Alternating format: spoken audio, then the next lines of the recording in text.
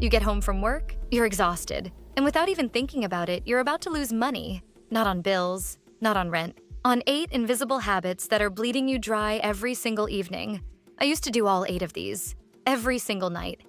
And when I stopped, not only did my bank account change, my entire life got happier.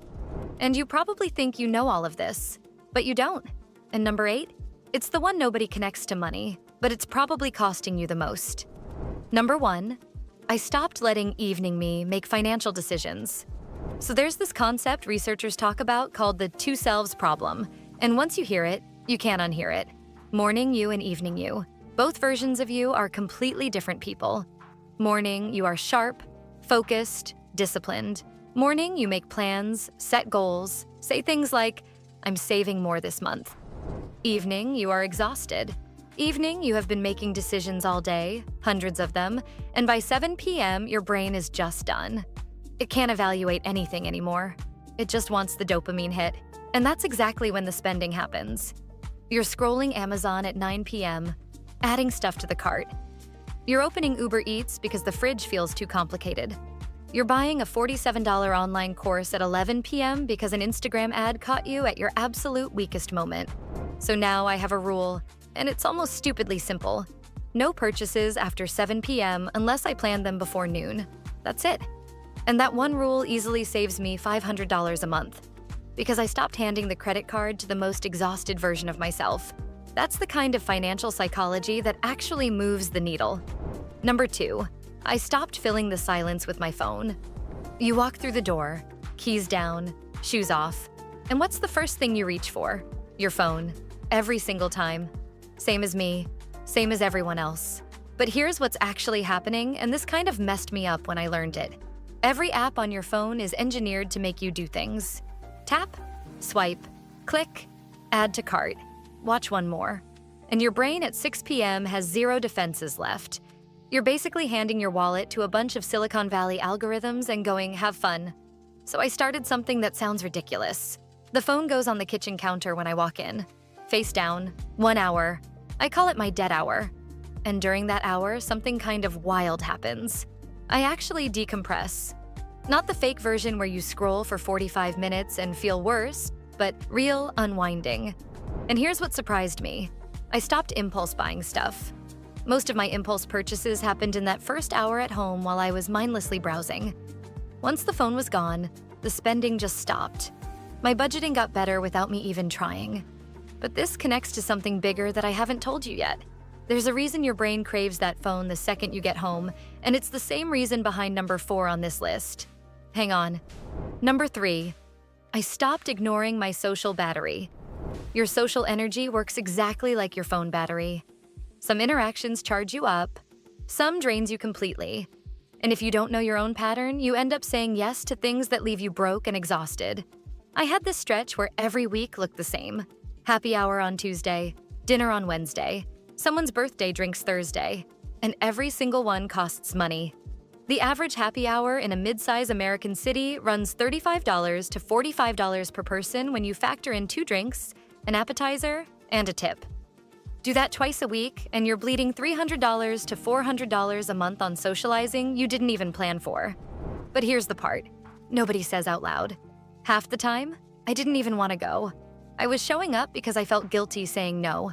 That's not a connection. That's an expensive obligation. So I started checking my battery before saying yes to anything. Am I actually energized for this? Or am I going to show up drained, spend $50 I didn't budget for, and come home more tired than when I left? Now I keep it to 2 social things a week, max. And I throw out free alternatives way more often. Park walks, home dinners, stuff like that. And honestly, my friends actually prefer it. My money management got so much better almost overnight just because I stopped blowing money on plans I didn't even want to be at. Number 4, I stopped treating my evenings like one big blob. Remember when I said there's a reason your brain craves the phone the second you get home? Here it is. Your brain works in natural energy waves. It doesn't stay flat all evening. From about 5 to 7 p.m., your energy dips hard. That post-work crash where you just want to collapse. But then, and this is the part that changed everything for me, from 7 to 9, your energy actually rises again. You get this second window. After 9, it should gently come down towards sleep. Most people have no idea this wave exists. So they get home, feel that 5 to 7 crash, assume the whole evening is ruined, and reach for their phone to numb out. Sound familiar? When I started working with that curve instead of fighting it, my evenings completely transformed. That 5 to 7 dip, I just let it be. Eat something. Change into comfortable clothes. Sit there and do absolutely nothing. No guilt. And then when 7 to 9 hits and my energy climbs back, that's when I actually do something I care about. Read a book, mess around with a hobby, call someone I haven't talked to in a while. And here's why this matters for money. When your evening feels wasted, you compensate by spending. New gadgets, new subscriptions, new whatever to fill the void.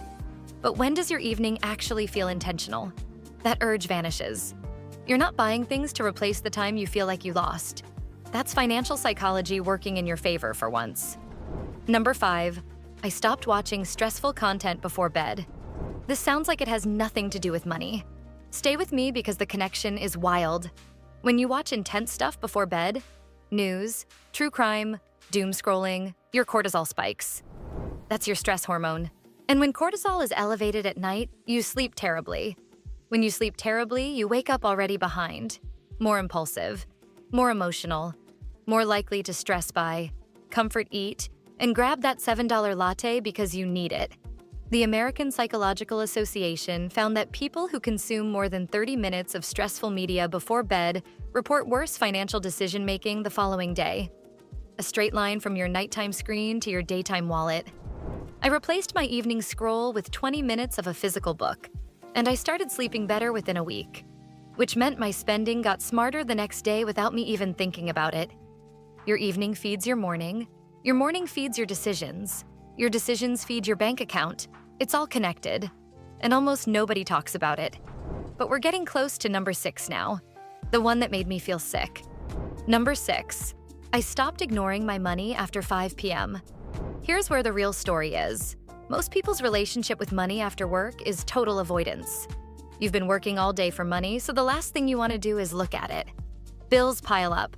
Subscriptions keep charging. Your checking account becomes this thing you're genuinely afraid to open. I was the same way. For years.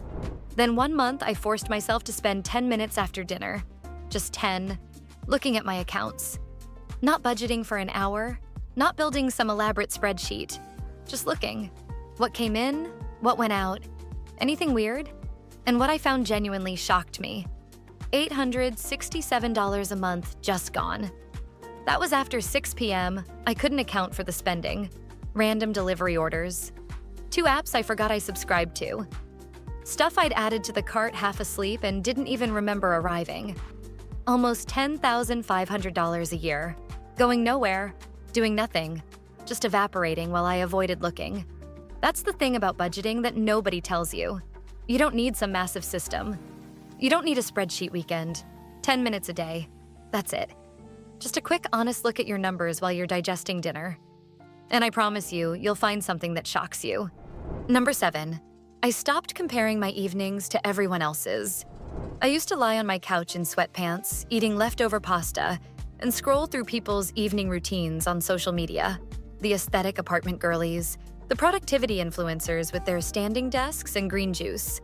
The people journaling at sunrise are talking about alignment. And I'd feel like garbage, because my evening looked nothing like that. But here's what I realized, and this connects directly to money management. Comparison spirals don't just make you feel bad, they make you spend. You see someone's apartment, you want new furniture. If you see someone's workout setup, you need the equipment. You see someone's wardrobe, you start browsing. A study in the Journal of Consumer Research found that social comparison increases impulse spending by up to 30%, just from looking at other people's stuff and feeling behind. My evenings got cheaper and happier the absolute second I stopped watching what everyone else was doing with theirs. Number 8, I stopped treating rest like laziness. This is the one I told you about. The one that keeps people broke without them ever connecting the dots. We live in a culture that's convinced us that if you're not productive after work, you're falling behind. That every evening should be packed with a side hustle, a new skill, some kind of self-improvement project. And I bought that for years. I'd come home and feel guilty for sitting down, guilty for watching a movie, guilty for doing nothing. And you know what that guilt did? It made me spend more. Because when you feel guilty about resting, you buy your way out of it. A course you'll never finish.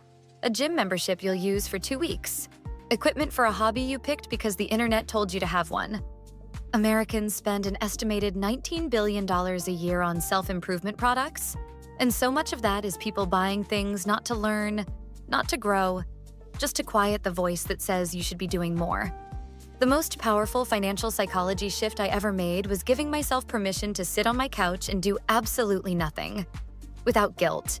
Without buying something to make it feel productive. Rest isn't laziness. Rest is how you stop making expensive decisions from exhaustion. It's how you break the cycle of work, stress, spend, regret, repeat. Your evenings don't need to be packed.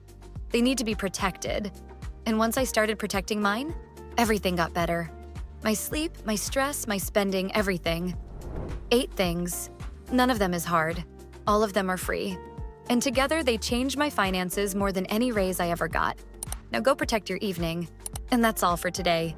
If you find this video eye-opening, make sure you hit the like button, and also don't forget to subscribe to our channel for more of these kinds of videos.